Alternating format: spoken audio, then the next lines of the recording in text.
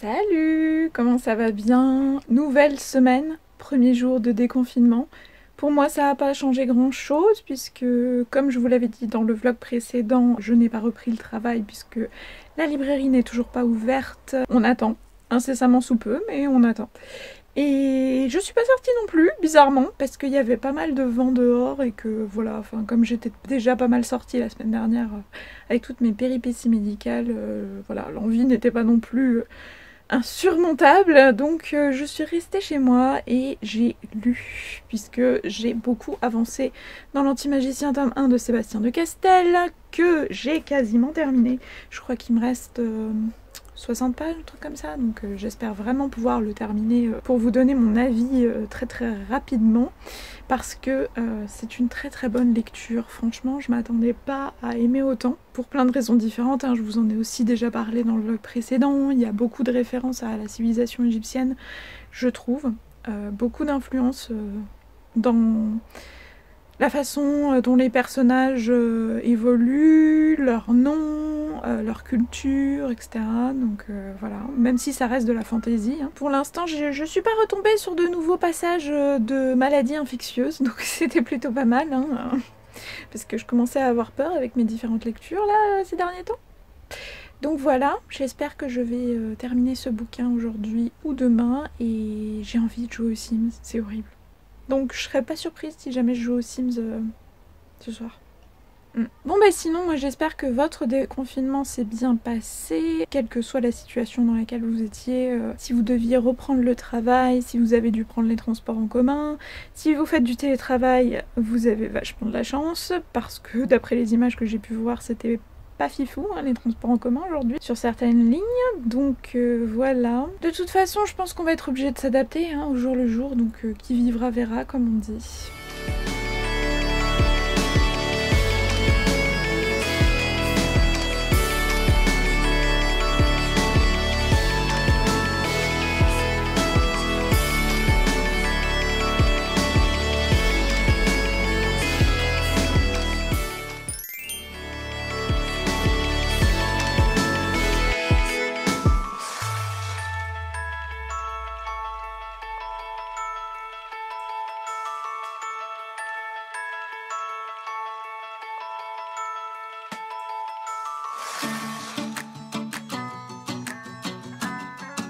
Bon, update de ma lecture en cours, il me reste littéralement 2 chapitres, plus l'épilogue à lire. Voilà, c'est microscopique. Donc c'est mon objectif de ce soir, et je pense que ce sera largement atteint. En tout cas, comme vous pouvez le voir, j'ai mis la masse de post-it. Vraiment, j'adore cette lecture. Et il y a plein d'extraits très inspirants, soit très drôles à l'intérieur, puisque je vous ai dit qu'il y a un personnage qui me fait beaucoup penser à Scrat dans l'âge de glace. Scrat est un mélange des deux fouines là. Je kiffe, vraiment je kiffe.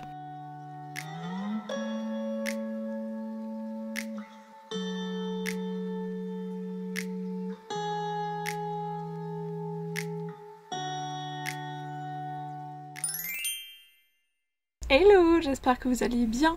Aujourd'hui on est mercredi et j'ai enfin fini l'Anti-Magicien, donc c'est super cool depuis le temps, vous allez me dire. J'ai vraiment beaucoup aimé. C'est pas un coup de cœur non plus, mais vraiment très bonne lecture. Je crois que je lui ai mis 4 sur 5. Qu'est-ce que je pourrais vous dire à propos de ce livre sans trop vous en révéler non plus?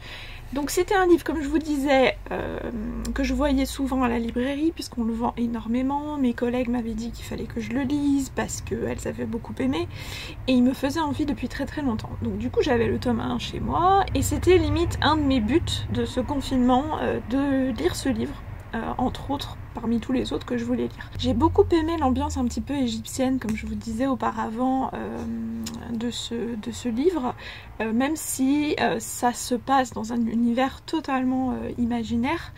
Et on suit donc un jeune garçon qui doit passer ses épreuves de mage, comme tous les jeunes de son âge, pour accéder justement au titre de mage officiellement. Et pour ça, il doit activer la magie qu'il a en lui. Le seul souci, c'est qu'il n'y arrive pas. Donc en fait, on suit un espèce d'anti-héros qui limite arrive à rien et qui lui-même est absolument convaincu qu'il n'a absolument aucun don et qu'il est bon à rien, donc il n'arrête pas de se dévaloriser constamment, et en fait ça fait du bien, je trouve, d'avoir un héros qui parfois peut justement refléter ce que nous-mêmes on ressent, et pas toujours avoir un héros parfait sûr de lui. Donc ce côté-là rendait vraiment le bouquin et l'histoire très réaliste. Et il va faire la connaissance de certains personnages qui vont lui faire découvrir que en fait la magie n'a pas réponse à tout. Ce qu'on lui a inculqué pourtant tout au long de sa vie, en fait. Et potentiellement qui vont lui enseigner l'art de la prestidigitation, donc il va beaucoup être question de cartes, notamment les cartes de tarot dans ce livre. Et il y a notamment un petit personnage poilu, dont je vous parlais la dernière fois, à quatre pattes, qui m'a beaucoup rappelé Scrat de l'Âge de glace. Un mélange entre Scrat et entre les deux fouines dans l'Âge de glace, je sais pas trop, parce que il est teigneux, il est excité, il est constamment en rogne contre tout le monde, et en fait il est juste... Mais j'adore ce personnage en fait. Donc voilà, mention spéciale pour ce personnage adorable. La fin, j'ai failli verser quelques larmes, c'est pour vous dire, moi qui d'ordinaire a tellement de mal à pleurer sur un livre, ça m'a vraiment pris comme ça. Je n'ai qu'une seule hâte, c'est de lire le tome 2, donc une chose est sûre, c'est que dès que je rentre à la librairie et que je reprends le travail, je m'achète le tome 2, ça c'est clair et net. Voilà. Bon, et sinon, en termes de nouvelles lectures, j'ai commencé Fingus Malister de Ariel Holz aux éditions Rajo, puisque c'était un livre qui m'était à disposition gratuitement pendant le confinement. Donc je l'avais téléchargé via NetGalley, et c'était un livre qui aussi, pareil, me faisait beaucoup envie depuis que je travaillais à la librairie et depuis qu'il était sorti à la fin de l'année 2019, sachant que le tome 2 va sortir pareil à la rentrée 2020. Donc voilà, j'avais vraiment très envie de découvrir l'écriture de Ariel Holz, parce que c'est vrai que on parle beaucoup des sœurs Carmine et je l'ai pas lu non plus. Donc comme quoi vous voyez, hein, je rattrape mon retard, hein, donc soyez patients, tout arrive à point qui sait attendre, comme on dit. Alors j'ai pas beaucoup avancé dedans, mais personnellement j'aime bien. Ça me rappelle beaucoup Wicca de Maria Lino aux éditions Poulpe, dans l'écriture, dans l'ambiance, et aussi bah, forcément en termes d'âge de lecture, puisque c'est un roman qui est plus catégorisé 9-12 ans. Ce sera une lecture qui sera vraiment très rapide à lire, je pense, et il me fallait un roman d'un auteur français, puisque ça fait partie du challenge Gibertines pour le mois de mai. Voilà, donc c'était le résumé de ma soirée d'hier et de ma journée d'aujourd'hui. Aujourd'hui j'ai fait pas mal de rangements en prévision de ça là et ça là, puisque vous arrêtez pas de me tanner pour que je range ma bibliothèque et que je vous en fasse une vidéo. Mais avant il fallait que je range le reste de ma chambre, parce que je pense que quand je vais ranger ma bibliothèque ça va être un bordel sans nom, parce qu'il va falloir que je classe, que je répertorie ce que je garde pas, les genres littéraires, comment est-ce que je vais classer ma bibliothèque, et que je fasse une liste enfin de tous les livres que j'ai dans ma bibliothèque pour enfin savoir combien il y a de livres dans ma palle.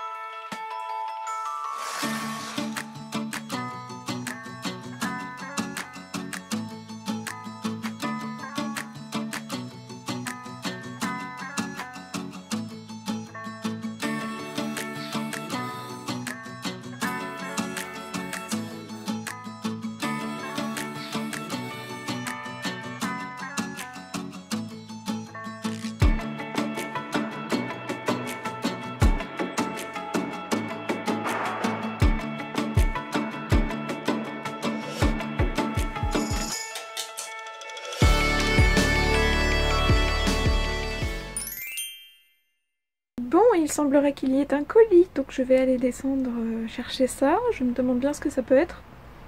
Mais bon, surprise du déconfinement. Alors, petit colis qui vient d'arriver, mais qui fait un bruit super bizarre.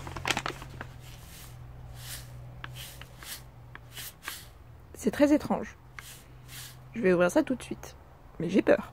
Ça n'a absolument pas la forme d'un livre. mais j'ai l'impression qu'on dirait des trucs pour des paillettes de gâteau. Et je crois que c'est ça. Ok. C'est trop choupi ce truc. Et donc, il s'agit du teasing d'un prochain livre de chez Lumen, Triangle amoureux ou pas, et d'une recette pour les Red Velvet Cupcakes. Miam miam. Et bah c'est très mystérieux cette histoire. Triangle amoureux ou pas, amis sur internet, un peu plus dans la vie réelle. C'est trop choupi, j'ai hâte d'en savoir plus. Merci Lumen. Hello, j'espère que vous allez bien. Je suis en train d'éditer la vidéo qui sortira demain dimanche. J'espère que j'aurai le temps de la terminer d'ici là, parce que je voulais vraiment pouvoir recommencer à vous poster le dimanche plutôt que le lundi, ce qui serait beaucoup plus simple pour moi quand je reprendrai le travail. Et aussi pour vous, puisque logiquement, voilà, le dimanche, vous êtes un petit peu plus disponible pour pouvoir regarder les vidéos. C'est une vidéo que vous avez été très nombreux à me demander par message privé, en commentaire sur Instagram ou sous mes dernières vidéos, puisqu'il s'agira d'une vidéo sur comment débuter la lecture en anglais. Ça fait un petit moment que vous savez que je lis en anglais et vous m'avez posé beaucoup de fois la question, mes conseils, etc. Par où commencer. Et donc du coup c'est quelque chose auquel je réfléchissais depuis un petit moment. Donc j'ai essayé de faire du mieux que j'ai pu. Et j'espère que cette vidéo vous a plu, puisque d'ici à ce que vous voyez ce vlog, ça aurait été la vidéo qui aurait été postée juste avant. Moi comme d'habitude, de toute façon je vous remets le petit lien pour que vous alliez voir ça. Et voilà. Bon, au passage, je me fais toujours autant rigoler sur les arrêts sur image que je peux avoir de façon random. Je sais pas comment est-ce qu'on pourrait intituler cet arrêt sur image. Respire, petit Bouddha. Cherche la paix intérieure, petit scarabée. Hello, j'espère que ça va aujourd'hui. Petite vidéo rapide parce que je me suis interrogée, je me suis demandé ce que j'allais lire maintenant que j'ai terminé du coup Fingus Meister, et que j'ai bien aimé Fingus Meister. Je vous ferai une chronique un petit peu plus tard dans ce vlog. Et je suis tombée sur Nevermore. Nevermore, c'était un bouquin que j'avais dans ma palle depuis très très longtemps, et depuis qu'il est sorti d'ailleurs. Et en fait il m'a toujours beaucoup intriguée, donc du coup j'ai lu à peu près un petit peu plus des 50 premières pages. C'est pas mal, ça se lit relativement facilement. Donc je sais pas si je continue dans ce bouquin là ou si ça va changer entre temps. Je m'interroge. Sinon, autre update, j'ai continué un petit peu à lire depuis 2 jours City of Brass, que je vous avais pourtant dit que je le mettais de côté. Donc comme quoi, parfois, vous voyez, mes envies de lectrice virevoltent à droite à gauche. Je me tâte, je fais selon mes goûts et mes envies du moment, parce que j'ai pas envie de tomber en panne de lecture, et j'ai l'impression que ce confinement, c'est un petit peu ce qui nous pendait au nez à l'issue, voilà, de cet enfermement forcé. Donc voilà, j'essaye de m'écouter, de pas forcer les choses.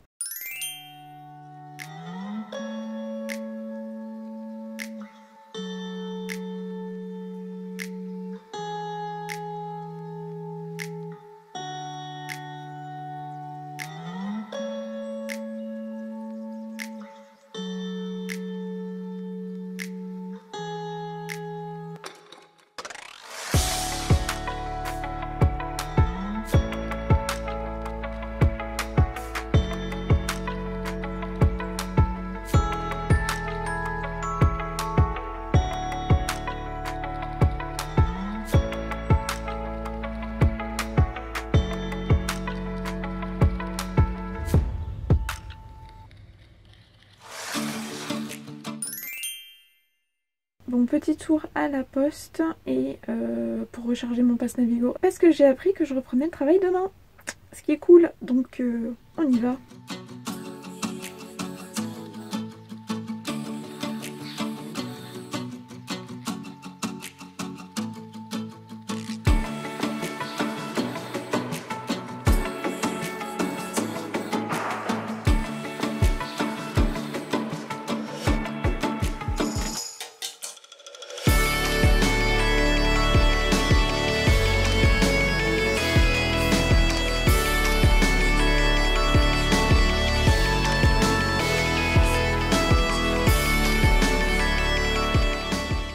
je vous retrouve face cam puisque quand je suis rentrée chez moi j'ai découvert qu'il y avait un petit colis. Je pense qu'on peut déclarer la saison des unboxings réouverte. Ça fait un bruit un peu moins chelou que la dernière fois déjà. Et à tâter, on dirait plus un livre, voire même 2 livres. On va voir ça.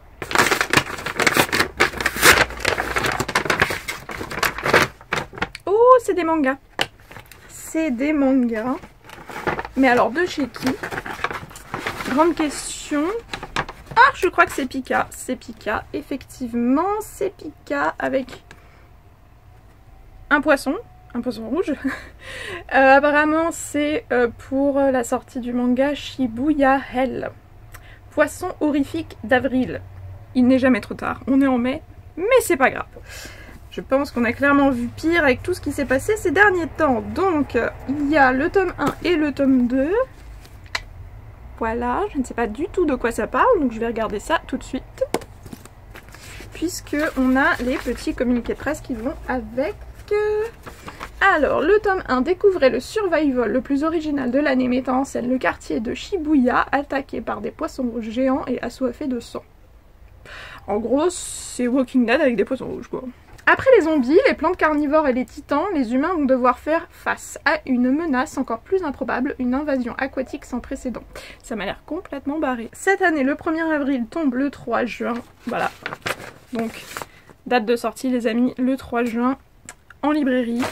Si jamais ça vous tente, vous savez quoi chercher. Bon, je vous retrouve après cette petite parenthèse puisque il fallait que je vous parle d'un petit update assez important quand même dans ma vie, à savoir que hier soir, donc une des raisons pour lesquelles je n'avais pas vlogué entre autres, c'est qu'il y a eu pas mal de mouvements. J'ai appris que j'allais retourner travailler à la librairie puisque la librairie donc Gibertines rouvre à partir de demain, ce qui est une très bonne chose. Ça me manquait vraiment d'aller travailler à la librairie, de conseiller des livres, etc.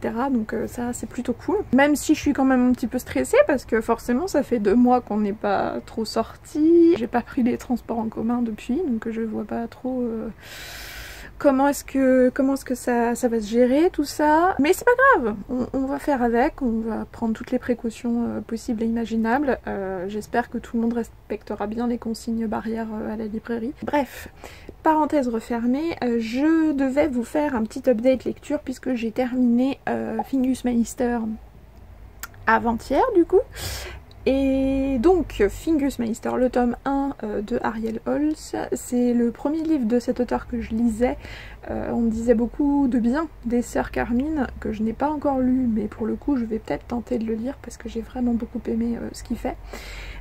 C'est un roman, donc Fingus Magister, qui est un roman jeunesse, donc à partir de 9 ans, 9-12 ans. C'est un roman qui m'a beaucoup rappelé dans le ton Wicca de Maria Lino et aussi un petit peu un esprit des nouvelles aventures de Sabrina, un petit peu glauque comme ça, un petit peu sombre. C'est l'histoire d'un jeune garçon qui est l'héritier d'une famille qui régnait sans partage sur le petit village de Bedlam, et en fait sa famille a toujours été maléfique, hein, Magister, Fingus Magister, blabla. Et un jour les villageois en ont eu marre et se sont rebellés et ont foutu le feu à la demeure familiale, donc il a perdu son grand-père, ses parents, etc. Le seul survivant, c'était lui quand il était bébé. Donc il a été élevé en tant qu'orphelin, et il a un seul but dans sa vie, c'est de redevenir le plus grand seigneur maléfique et de régner sur son petit village sans partage, en maître total, et de faire régner une nouvelle fois la terreur. Donc en fait c'est l'anti-héros par définition. Et j'aime bien les histoires d'anti-héros, c'est assez original, ça change beaucoup de ce qu'on a l'habitude de lire. Alors au début je vous en faisais part sur ma chronique sur Instagram, j'avais eu un petit peu peur parce que il a une amie, il en a qu'une seule, mais il en a une. C'est une petite sorcière qui traîne avec lui et qui essaye désespérément de le ramener vers le droit chemin en fait, on va dire.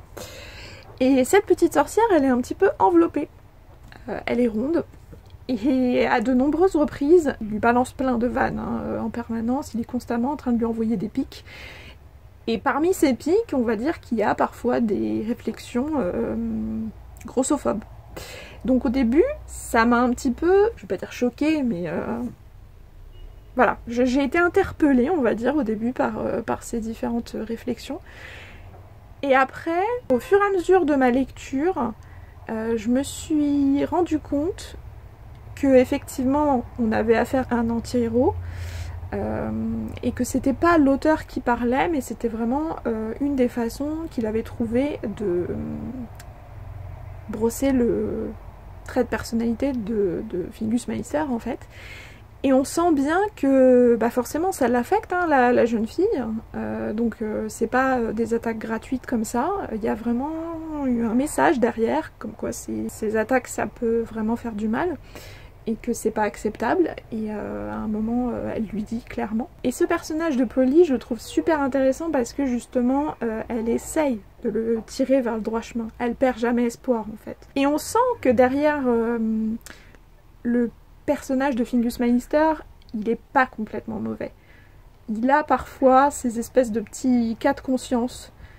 Alors c'est minime, hein, parce que bon, voilà, on va dire que le caractère malfaisant coule dans ses veines depuis des générations, mais malgré tout, on sent que c'est pas un cas désespéré.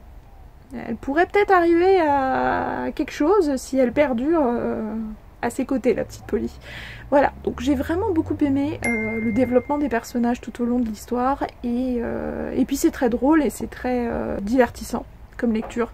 C'est vraiment assez simple, comme je vous dis c'est du 9-12 ans, ça se lit vraiment tout seul. Le tome 2 devait sortir au mois d'avril, mais à cause du Covid forcément tout a été reporté, donc le tome 2 apparemment sortira à la rentrée prochaine. J'ai hâte de voir ce que nous réserve l'auteur pour la suite des aventures de Fingus Meister. Voilà. Bon, et comme je vous disais il y a 2 jours, du coup j'ai commencé Nevermore, le premier tome de Jessica Thompson.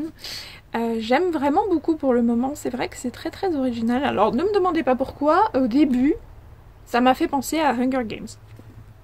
Je sais pas si c'est la création du monde, etc. Une espèce de district, de ville un peu bizarre. Ça m'a fait penser à Hunger Games. Ça n'a rien à voir.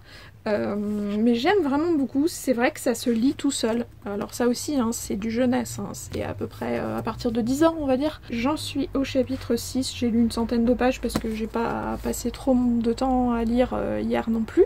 Donc ouais, j'espère que je vais réussir à le lire très rapidement. Bon, et ben ma foi, moi je vais aller repréparer mes affaires pour reprendre le travail demain. J'essaierai de continuer à vlogger le plus régulièrement que je peux pour vous raconter un petit peu comment ça se passe, parce que je pense que c'est aussi intéressant de voir un peu le processus de déconfinement et puis comment ça se passe à la librairie aussi.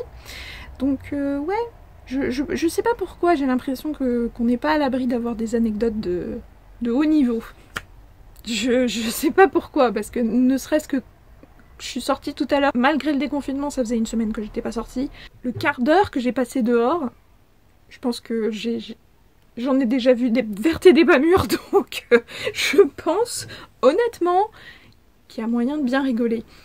Enfin, ça serait drôle si c'était pas si grave. Mais bon, il faut essayer de positiver parce que sinon on n'est pas au bout. Hein.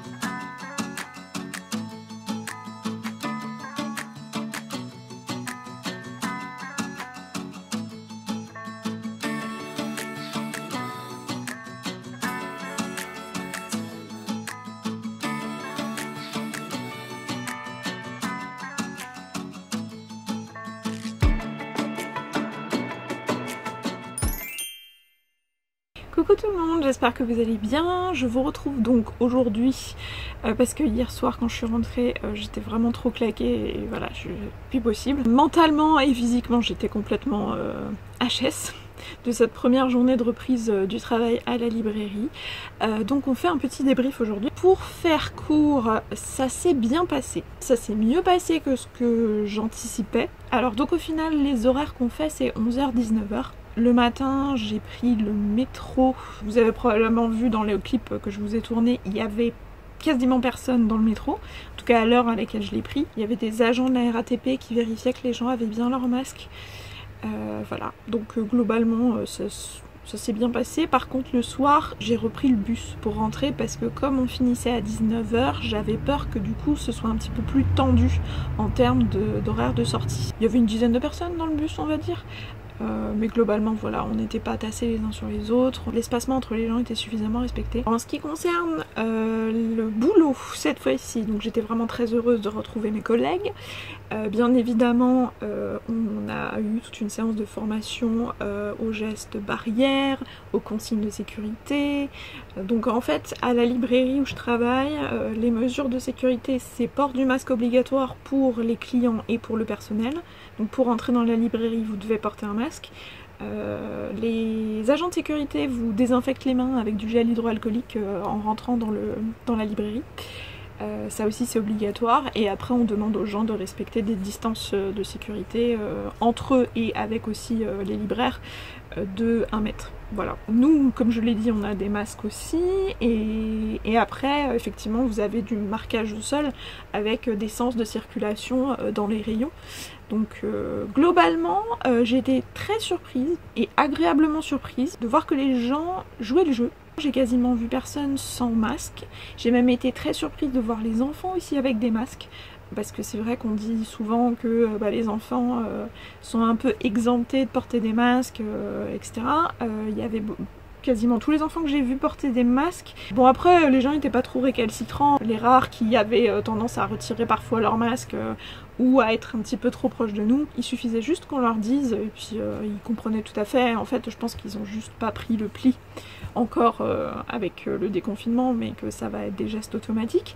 Voilà, j'ai été agréablement surprise que les gens soient sympas, coopératifs et ouais, ça s'est bien passé. Donc forcément on a été rouillées toutes parce que 2 mois sans travailler on oublie un petit peu les ficelles du métier. Donc la remise en route a été un petit peu sportive et puis aussi à intégrer toutes les consignes de sécurité et rajouter ça à notre process bien évidemment. Je pense que les prochains jours ça va se faire de plus en plus naturellement. Et ça faisait vraiment du bien. Je suis rentrée le soir, j'étais claquée physiquement comme je vous disais, j'étais claquée mentalement aussi de devoir retenir toutes ces procédures de sécurité, mais après honnêtement je suis vraiment très satisfaite d'avoir repris parce que 2 mois sans sortir de chez moi et sans avoir de contact avec vraiment l'extérieur et puis avec des gens de mon âge aussi, donc ça me manquait beaucoup. Voilà. Bon et puis bien évidemment premier jour, première perle, parce que ça serait pas drôle sinon. Donc je me suis dit celle-là il faudrait que je vous la raconte. En fait, pour faire court, à un moment il y a une dame qui arrive dans le rayon et qui vient nous poser une question. Et en fait avec ma collègue on s'aperçoit qu'elle a pas de masque. Or je vous ai précisé précédemment que pour rentrer dans le magasin les vigiles en fait vous exigent de porter un masque. Donc ce qui part du principe qu'elle l'a enlevé une fois qu'elle est passée devant le vigile. Et donc ma collègue l'arrête tout de suite en lui disant par contre madame il va falloir remettre le masque. Et là la dame qui nous dit ah bon, même dans le magasin? Je sais pas en fait s'il aurait fallu faire de l'humour et lui dire que c'était comme le nuage de Tchernobyl qui s'était arrêté au portique de sécurité, le virus, parce qu'il avait eu peur des vigiles. Voilà, c'était la petite anecdote de ce premier jour. On a trouvé ça vraiment incroyable. Enfin, je sais pas, s'il y a un lieu pour porter un masque, c'est justement dans un espace confiné, potentiellement, avec plein de clients autour. C'était mon petit bilan de la première journée à la librairie. Vous avez été nombreux à me demander à ce que je vous raconte cette expérience dans mes vlogs. Donc voilà, je sais pas encore comment ça va se passer pour la suite des vlogs dans les prochains jours parce que c'est vrai que j'ai pas beaucoup de temps à moi pour pouvoir lire et vous en parler autant que pendant le confinement pour le coup. Mais ouais, je vous ferai peut-être des petits updates à droite à gauche avec des perles de libraire. Je pense que ça peut vous faire rire. Dites-moi en commentaire si ça vous intéresse.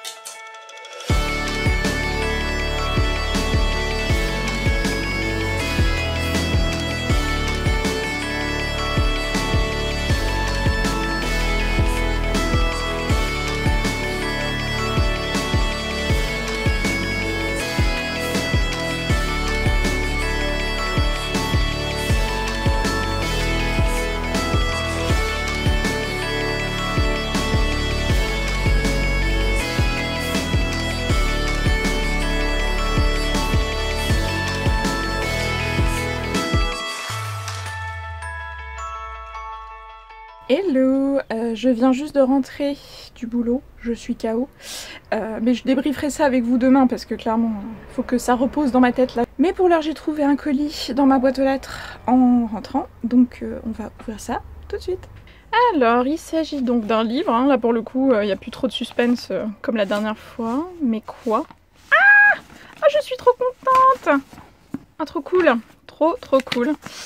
Il s'agit des aventures d'une lady rebelle qui est donc le tome 2 des aventures d'un apprenti d'un gentleman pardon, de Mackenzie Lee qui va sortir, parce qu'il n'est pas encore sorti il me semble.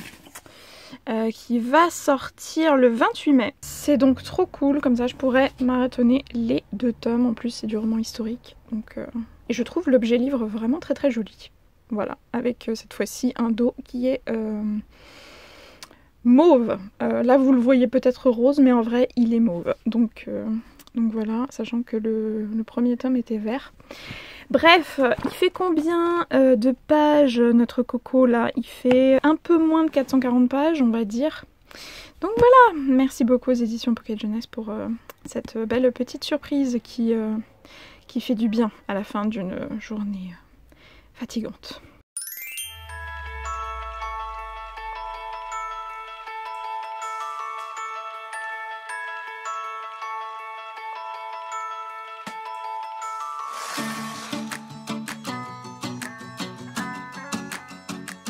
Hello, je suis de retour aujourd'hui parce que clairement hier soir j'ai été trop claquée pour vous faire, donc comme je vous le disais, un petit update de ma 2e journée au travail.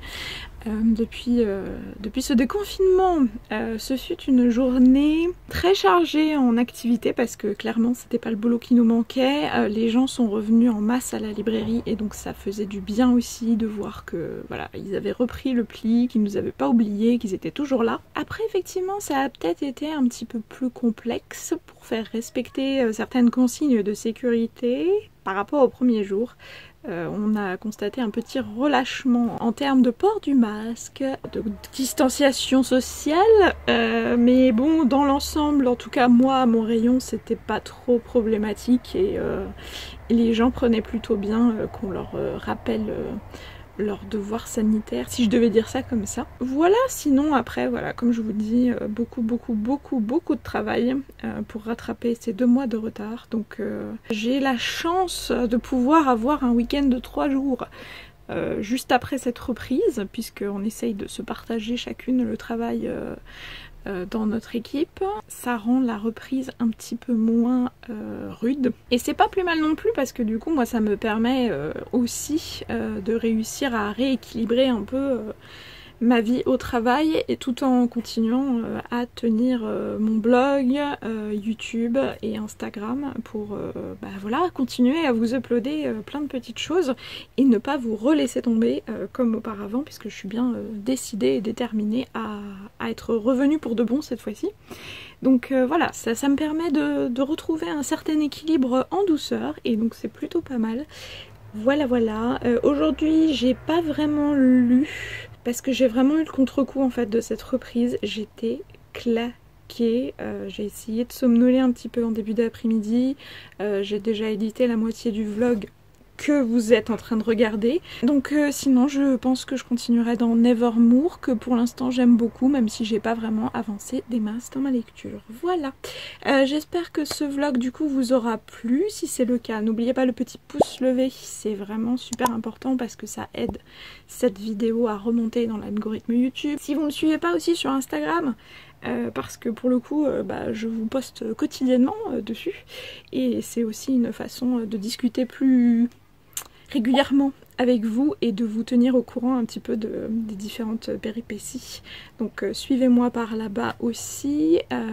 Voilà, n'oubliez pas de vous abonner à cette chaîne si vous voulez voir les prochaines vidéos. Cliquez sur la petite cloche également pour recevoir la petite notification.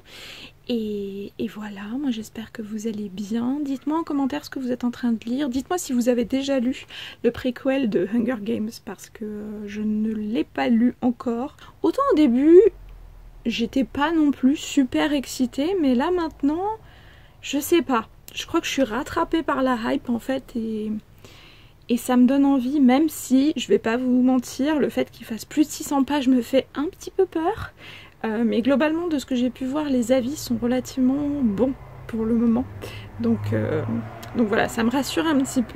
Donc dites-moi en commentaire si vous avez déjà lu le préquel de Hunger Games, dont je n'arrive jamais à me rappeler le titre. Je sais pas. C'est comme le nouveau Eragon. Clairement, le coup de la fourchette et de la sorcière, ou je sais pas quoi, là. J'arrive jamais à me rappeler de ce titre en entier. Bref, voilà, je vais arrêter de parler parce que maintenant ce vlog doit être interminable. J'espère que vous allez bien. Comme d'habitude, je vous souhaite de très très belles lectures. Portez-vous bien et je vous fais de très gros bisous. Salut!